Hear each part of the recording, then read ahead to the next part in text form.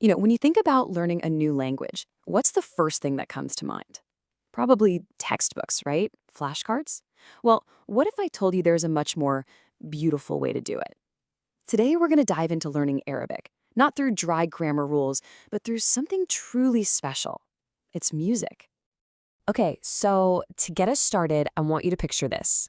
We're in Beirut, and there's this little kid. And every single morning, he wakes up to the voice of the legendary singer Fairuz.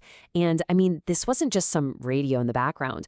Her voice was literally the soundtrack to his entire morning. And these melodies, they were just so soft, so flowing. They kind of filled the whole house, became just as much a part of the morning as the sun coming up. This wasn't like a harsh grammar lesson or anything. It was this really gentle, natural way of just soaking in the sounds of the language. And you can imagine what that does, right? It creates this incredible feeling of peace, of quiet mornings. It really set the tone, not just for him, but for the whole city. It was this amazing shared experience coming out of radios everywhere, just weaving this sense of calm into everyday life. But it wasn't just about hearing. It was tied to everything. The child is listening to this music while he's eating breakfast with his family, tasting the khubz, that's the bread, and fresh tufa, apples. So you've got the music, the food, the family. It all just blends together into this one single beautiful memory. And that right there, that story really gets to the heart of what we're talking about today. See, a song is so much more than just notes and words. It's like this little time capsule for memory, for feelings, for an entire culture. For that kid, Fairuz's music was his direct line back home. So let's break this down a bit. First up, we have this word kelimat. It simply means words or lyrics. But in Fairuz's songs, the kelimat were never just simple phrases. Oh no. They were basically little poems, and through them, the child was learning the real poetic heart of the Arabic language without even trying. And the music also brought this feeling, sukoon. It means peace or calm. Think about it. In a big, bustling city, her voice was able to create these little pockets of tranquility that, honestly, everyone who heard it could feel. And finally, this word, Jamal, it means beauty. But we're not just talking about a pretty tune. The child found this deep, profound Jamal in everything about the songs. The melody, sure, but also the stories and the lyrics and the feelings they stirred up inside him.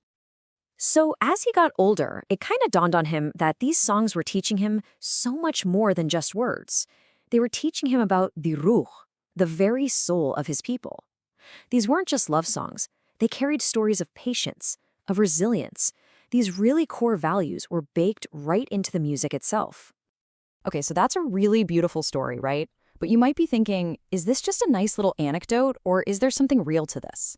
Like, why does learning with music actually work so well? Well, the answer is a huge yes. There's a reason, and we're about to get into it. All right, so let's pull back the curtain and look at why music feels like a total magic trick for learning a language. And spoiler alert, it's not actually magic. It's all based on some really simple but super powerful ways our brains are wired. Okay, so here's the breakdown. First off, rhythm and melody are just incredible for your memory. They create these patterns that basically glue new words into your brain.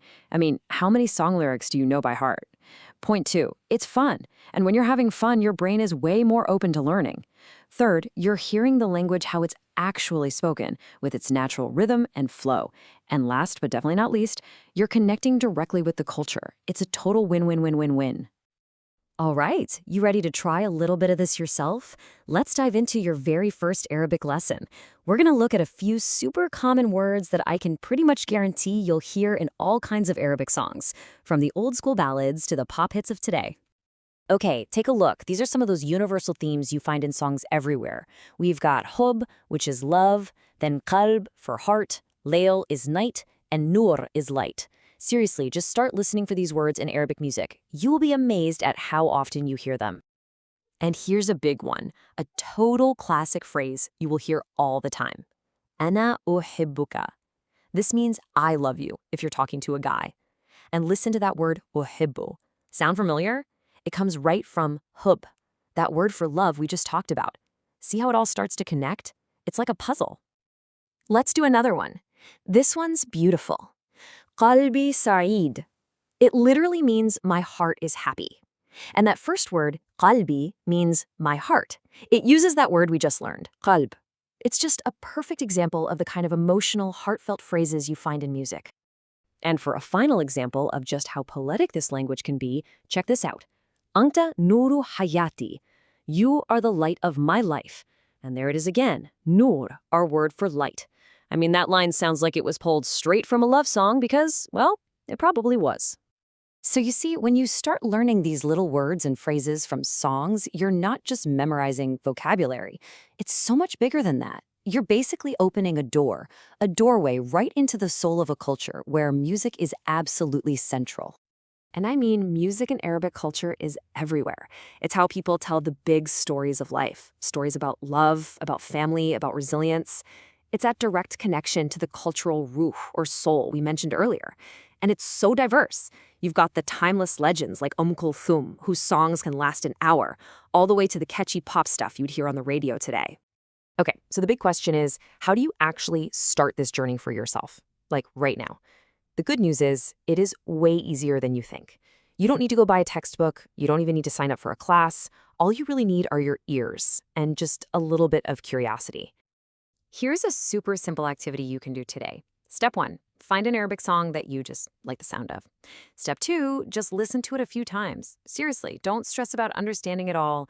Step 3, try to pick out just 1 or 2 words you hear over and over again. And step 4, look up what they mean and then try to sing along. And that's it. Boom, you've already started learning. And hey, you don't have to go it completely alone. There are so many great free resources out there to help you. You can find all sorts of Arabic music playlists on streaming services. There are channels on YouTube that break down songs. You can find flashcards on sites like Quizlet. There's a ton out there to back you up. So let's bring it all back to the beginning. Think about that little kid in Beirut, whose entire journey with his language and his culture started with the voice of one singer, Ferouz. And that leaves just one question for you. What song is going to be the start of your Arabic journey?